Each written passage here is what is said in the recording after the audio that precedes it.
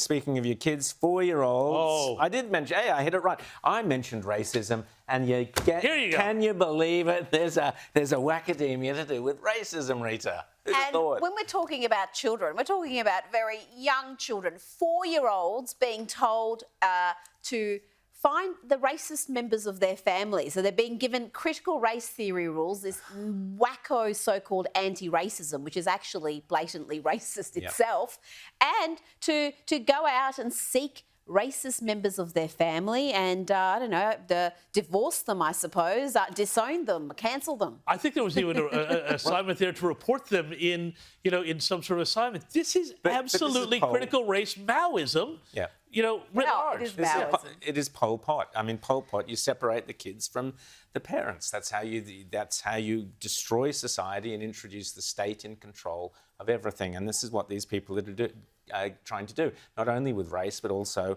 with gender. So here we have something called Trans for Me, with a cute little 4 and a cute little butterfly. There we go, Trans for Me. What, may you ask, on Mother's Day is Trans for Me? Well, I'll read you this. Trans for Me is a group out of Nottingham City Council in Nottingham in England and the Children and Adolescent Mental Health Service. And the group's Facebook says it's open for young people who identify as transgender / non-binary / gender variant.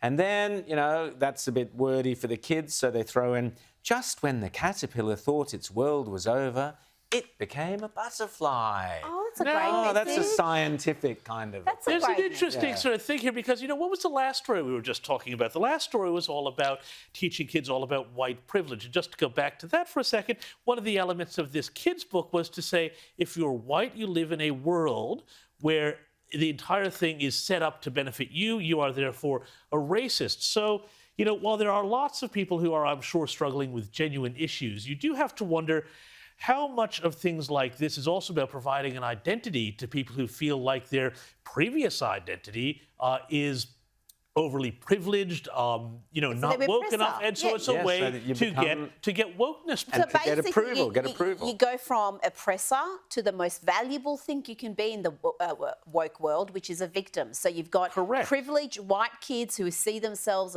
portrayed as the enemy, as a awful racist, but if they suddenly identify as someone who is now vulnerable, they are then become part of the victim community, and it's the fact that this is all about this caterpillar metaphor, because it's actually not who you are and who you've always been, and just working with you. No, it's about this sort of act of transubstantiation, of change, and there's a real political aspect to a lot of the theory, I think, behind this that really needs to be unpacked, because I think that's why so much of this is being driven from the hard left.